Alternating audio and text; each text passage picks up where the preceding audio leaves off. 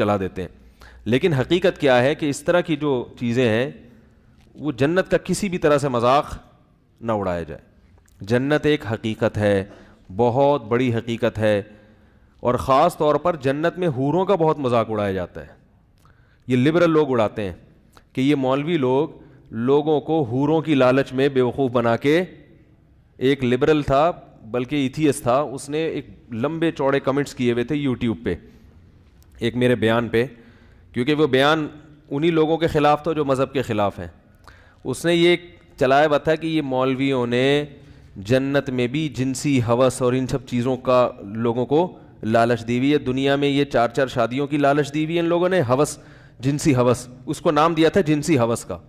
اور جنت میں بھی یہ لوگوں کو ٹھرکی بناتے ہیں, جنسی ہوس کا شکار کر کے حوروں کی لالچ دیتے ہیں, ایسی خوبصورت ہوں گی, یہ ہوگا, فلانا ہوگا, ڈمکانا ہوگا. تو یہ بڑے اس نے کمنٹس کیے ہوئے تھے. یہ جو دور ہے نا یہ پروپیگنڈے کا دور ہے, بہت سے لوگ متاثر ہوتے ہیں ایسے کمنٹس کے. تو میں نے نیچے اس میں یہ لکھا کہ یہ جو صاحب اس نے بہت زیادہ اعتراضات کیے تھے اسلام پر. تو میں نے نیچے کمنٹس میں یہ لکھا تھا کہ یہ صاحب جو بھی ہیں اسلام پر اعتراضات کر رہے ہیں یہ مجھ سے آ کے ملیں. بات آ رہی ہے سمجھ میں؟ تمیز سے بیٹھے میرے پاس, میں ان سے انشاءاللہ محبت سے بات کروں گا. اب بھی اگر وہ صاحب میرا بیان سن رہے ہیں, لائیو جاتا ہے بیان, اس قسم کے کوئی بھی لوگ ہیں, یہ لوگ ڈرتے ہیں کہ مولوی کے پاس آئے تو یہ کہیں ٹکر نہ مار دیں اور کوئی قتل نہ کر دیں, ایسا کچھ نہیں ہے. جس کو اسلام پر واقعی اعتراضات ہیں, چاہے یہ اعتراض ہو کہ جنت میں حوروں کی لالچ دے کے یہ جنسی ہوس کا مریض بنا رہے ہیں نوجوانوں کو, کوئی بھی بات ہے نا, تمیز سے یوٹیوب پہ کمنٹس نہ کریں, تمیز سے آئیں, بیٹھیں, میں ایسے لوگوں کو وقت دینے کے لیے تیار ہوں. اگر وہ انشاءاللہ چاہے گا بات کو سمجھنا سننا, بہت تمیز سے بات ہوگی, پھڈے بازی. لوگ یہ سمجھتے ہیں ہم نے اگر یہ کر دیا تو گستاخی کا فتویٰ, میں گستاخی کا فتویٰ نہیں لگاؤں گا, کیونکہ ایک آدمی مانتا ہی نہیں ہے اسلام کو, تو میں کیسے, وہ تو جو آپ کے دل میں ہے, جو آپ کے دل میں اسلام کے بارے میں, علماء کے بارے میں, مولویوں کے بارے میں جو کچھ آپ کے دل میں بھرا ہوا ہے, آپ آ کے میرے سامنے بتائیں, میں انشاءاللہ تمیز سے پوری بات سنوں گا, غصے کا اظہار بولو بھائی نہیں کروں. جو کہنا ہے میرے پر, کسی کو بیٹھنے بھی نہیں دوں گا پڑوس, کہیں ایسا نہ وہ اٹھ کے کوٹ دے, جذباتی ہوتا نا, یہ ہمارے نبی کو یہ بولا. تو بھائی آئے تمیز سے بیٹھ کے بات کرے, انشاءاللہ اس کے اشکالات اللہ نے چاہا تو ہم حل کریں گے. اسلام میں اتنی جان ہے, اتنی طاقت ہے کہ وہ اپنا لوہا منوا سکتا ہے. ہاں جو سمجھنا ہی نہ چاہے, جس کو باقاعدہ پروپیگنڈے ہی کے لیے بٹھایا گیا ہو, جس نے یہ فیصلہ کر لیا ہو کہ میں نے ماننی نہیں ہے, تو پھر اس کا دنیا میں کوئی بھی علاج نہیں ہے. پھر تو یہ کہ ہم سمجھائیں گے. کچھ دن پہلے ایسے ہی صاحب آئے تھے اسلام پر اعتراضات کی, میں نے ہر اعتراض کا جواب دیا, وہ خاموش ہو گئے بالکل.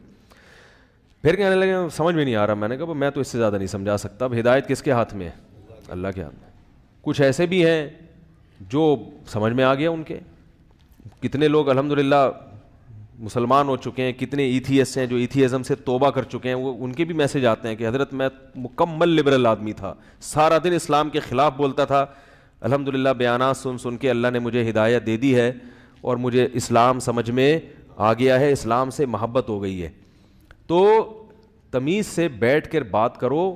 اس طرح پروپیگنڈا کرنا, ایبیوز لینگویج استعمال کرنا, یہ شریف لوگوں کا کام نہیں ہے. نبی صلی اللہ علیہ وسلم کو بہت برا بلا کہا ہوا تھا اس شخص نے کہ وہ دیکھو یہ اتنی خود 11 شادیاں کر کے عیاشی میں پڑ گئے اور لوگوں کو بھی 4 کے عیاشی میں ڈال دیا. تو یہ سب پروپیگنڈے ہیں, ان سب باتوں کا ہمارے پاس جواب موجود ہے. تو میں ابھی ان کا جواب نہیں دوں گا, موضوع چینج ہو جائے گا. تو جنت ایک حقیقت ہے, اللہ نے بنائی ہے نیک بندوں کے لیے. جنت کی حوریں بھی اس میں ایک حقیقت ہیں. جنت میں شراب کی نہریں ہیں, شہد کی نہریں ہیں, دودھ کی نہریں ہیں. ہمیں تو سب چیزیں چاہیے. جس کو یہ لگتا ہے کہ یہ عیاشی ہے تو بھائی وہ نہ جائے جنت میں, کیا خیال ہے؟ وہ اللہ سے کہ اللہ مجھے نہیں چاہیے, لیکن پھر وہ دنیا میں بھی ان چیزوں کو حاصل کرنے کی کوشش نہ کرے, کیونکہ یہ سب نائٹ کلب کے عادی ہوتے ہیں. اس طرح کے جتنے لوگ ہیں نا, ان کو وہ جنت میں جو اللہ نے حوروں کا نقشہ کھینچا ہے وہ تو لگ رہی ہوتی ہے کہ یہ مولوی لوگوں کو معاذ اللہ ٹھرکی بنا رہے ہیں, یہ کر رہے ہیں, وہ کر رہے ہیں, لیکن خود ان کی راتیں کیا کن چیزوں میں گزارتے ہیں, کتنے لڑکیوں سے ان کی دوستیاں ہوتی ہیں, یہ لوگ ہم سے زیادہ جانتے ہیں. ٹھیک ہے نا, یہ تو ہم سے زیادہ جانتے ہیں. تو ان کے ہاں تو حلال و حرام کا کوئی فرق ہی نہیں ہے. تو اللہ تعالیٰ نے ایک حقیقت رکھی ہے, مرد کے دل میں عورت کی رغبت رکھی ہے. تو جنت جب عیش و عشرت کی جگہ ہے تو کیا کرنا ہے ایسی جنت کا جس میں عورتیں ہی نہ ہوں. کیا خیال ہے؟ وہ میں چٹکلا سناتا ہوں نا، کئی بار آپ سن چکے ہیں.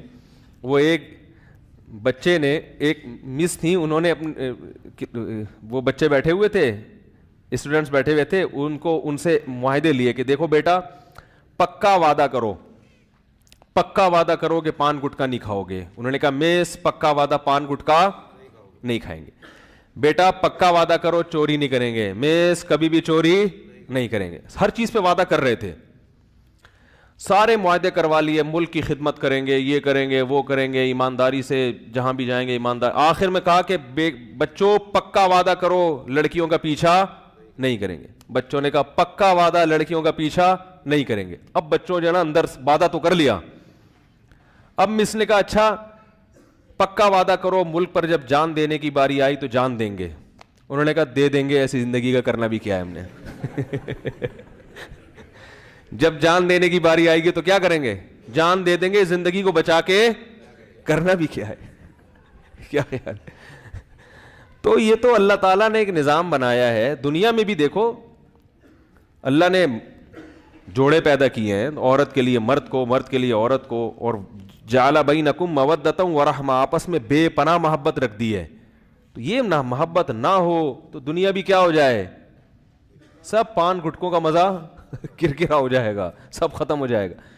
تو اسلام نیچرل مذہب ہے، وہ وہی بات کرے گا جو فطرت کے قریب. تو جب اللہ نے اپنے نیک بندوں کے لیے جنہوں نے اچھا حوروں کا وعدہ بھی اللہ نے ان چیزوں پہ رکھا ہے جو بہت ہی کڑوی ہیں، ان چیزوں پہ اللہ نے رکھا ہے. میں حیران ہوتا تھا، حدیث میں آتا ہے جس شخص نے غصے پہ قابو کیا، غصہ آ رہا ہے مگر اللہ کے خاطر وہ غصے کے کڑوے گھونٹ کو پی گیا. یہ بڑا مشکل کام ہے. جب غصہ آئے اور کمزور پہ آئے، طاقتور پہ تو سبھی پی جاتے ہیں. اپنے باس پہ غصہ آ رہا تو کڑوا گھونٹ نکلے گا، باہر نکل کے پھر الٹی کر کے نکال دے گا وہ سارا گھونٹ. باس پہ تو کوئی بھی غصہ نہیں. کوئی جونیئر آفیسر ہے آرمی میں، وہ ابھی جیسے مجھے بھی غصہ آ رہا ہے پی رہا ہوں میں. کیا خیال ہے بھائی؟ بار بار اسپیکر دائیں بائیں ہو رہا ہے. انہوں نے بڑی محنت کی آج پھر بھی پتہ نہیں کیا مسئلہ ہے یہ. تو غصے کے کڑوے گھونٹ کو پینا سخت. کمزور پہ، بیوی پہ غصہ آ رہا ہے پی گئے، بچوں پہ غصہ آ رہا ہے پی گئے، بوڑھے باپ پہ غصہ آ رہا ہے پی گئے. کیونکہ وہ بیچارہ وہ تو نے کما کے کھلانا تھا، کھلا دیا، اب وہ آپ کے کام کا نہیں ہے. وہ بیچارہ بس پڑا ہوا ہے کھانس رہا ہے.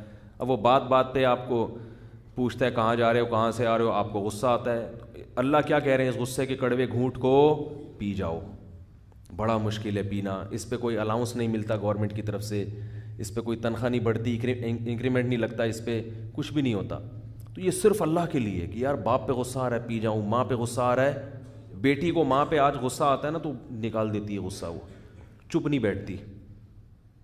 یہ آج کل لڑکیوں میں بڑا مسئلہ ہے، ماں کے سامنے چیختی چلاتی بہت ہے. یہ تصور نہیں تھا ہمارے معاشرے میں کہ بیٹی ماں کے سامنے اونچی آواز سے بات کرے، لیکن آج کل ہو رہا ہے. چھوٹی بچیاں تو چلو وہ تو بالغ بیٹیاں، کیا فائدہ ایسی تعلیم کا بھائی؟ آپ نے ماں کے سامنے اپنی زبان پہ کنٹرول کرنا نہیں سیکھا تو کیا فائدہ ایسی تعلیم کا؟